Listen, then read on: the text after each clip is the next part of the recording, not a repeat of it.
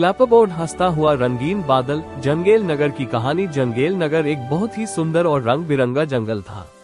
यहाँ के पेड़ चमकते थे, फूल इंद्रधनुष जैसे रंगों में खिलते थे और तितलियां हवा में नाचती रहती थी। इसी जंगल में दो खास दोस्त रहते थे। एक था मोटू, गोल मटोल, लाल कुर्ता और नीला पायजामा पहने, दिल का बहुत अच्छा।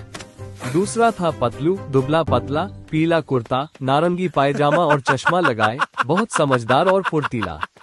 दोनों की दोस्ती पूरे जंगेल नगर में मशहूर थी। रंग बदल रहा है। एक दिन सुबह सुबह आसमान में एक बड़ा गोल सफेद बादल दिखाई दिया। वो बादल अजीब तरह से रंग बदल रहा था, कभी गुलाबी, कभी नीला, तो कभी पीला। शुरू में सबको मजा आया, लेकिन अचानक बादल जोर जोर से गूंजने लगा। उसकी गूंज से पेड़ों की पत्तियां कांपने लगी और छोटे जानवर डरकर छिप गए। फिर आसमान से चिपचिपा झाग गिरने लगा। जमीन फिसलन भरी हो गई। मोटू चलते चलते फिसल गया और धप से बैठ गया।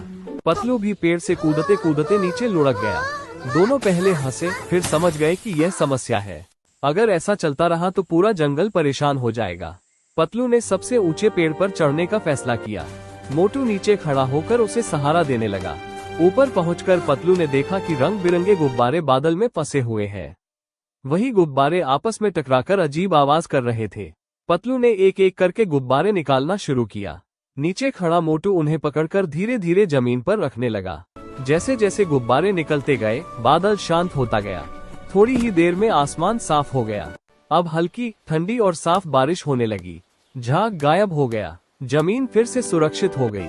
सारे जानवर बाहर आ गए। तितलियां फिर से उड़ने लगी। जंगल में फिर से खुशी लौट आई। मोटू और पतलू साथ बैठकर आसमान में उभरे सुंदर इंद्रधनुष को देखने लगे।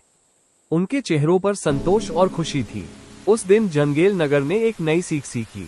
छोटी सी लापरवाही बड़ी परेशानी बन सकती है, लेकिन अगर दोस्त मिलकर समझदारी से काम करें तो हर समस्या का हल निकल आता है। और सबसे जरूरी बात, प्रकृति की देखभाल करना हम सबकी जिम्मेदारी है। तितलियां कितनी सुंदर हैं। हाँ देखो कैसे उड़ रही हैं। मैं पकड़ लूंगा। मुझे भी दो। वाह मजा आ रहा है।